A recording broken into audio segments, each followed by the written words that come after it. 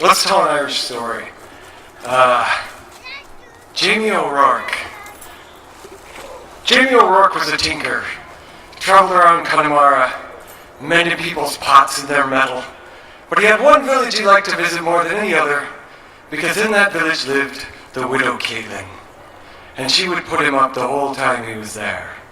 So one night he was visiting, they had their dinner, they sat up talking, drinking some Bushmills, and when it was time for bed, Jamie O'Rourke climbed up the ladder as he always did into the loft above and snuggled down into the straw. But after a little while he heard a strange sound, something dragging across the floor. So he peeked over the edge to have a look. The widow Kate. She's dragged, that's a tub full of water. Looks like a bath. Oh, I better not look.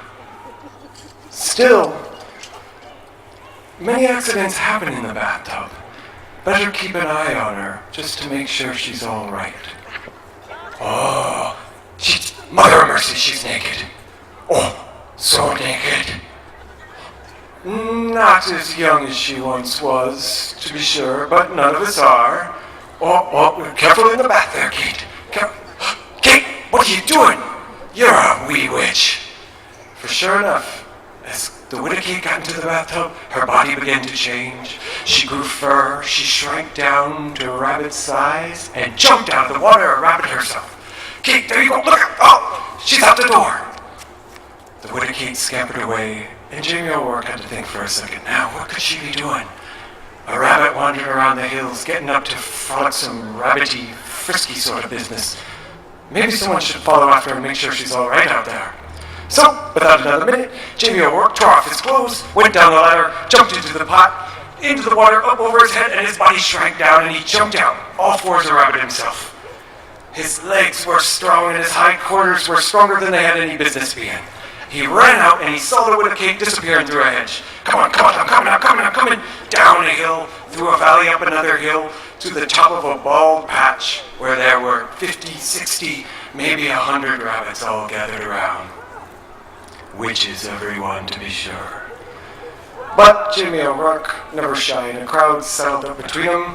What's the crack, eh? Looked at a couple of rabbits. We're going to be getting up to any multiplying, anything like that tonight? Rabbity business? Always wanted to try it like that.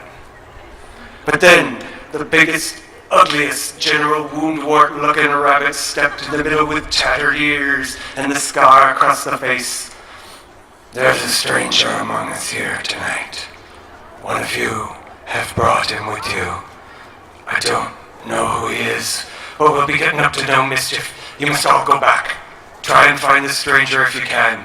If you can find him, you must catch him, and then kill him, and bring us his skin tomorrow. And then, all the rabbits vanished, all in different directions.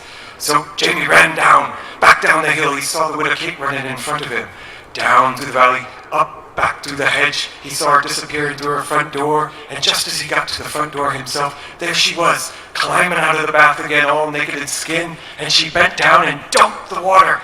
And Jamie jumped right through the splashing water and turned back into a man. Stood up, smiled at her, and then ran back up the ladder, grabbed his clothes, threw them out the window, threw his pack out, and jumped out himself. He ran all night long, never turned back. The next day, he got to a village where some friends of his lived, and he decided right away not to tell them what had happened, for if they'd known he'd had a brush with witches, they may shun him as cursed. So they sat down to dinner that night, Jamie O'Rourke and the big family. And after dinner, one of the children looked at him. Mr. Jamie, what's that spot on the back of your neck? And Jamie felt, and there was a patch of rabbit fur on that most particular spot where the water hadn't touched him. And he shaved it off the next day, but it grew right back.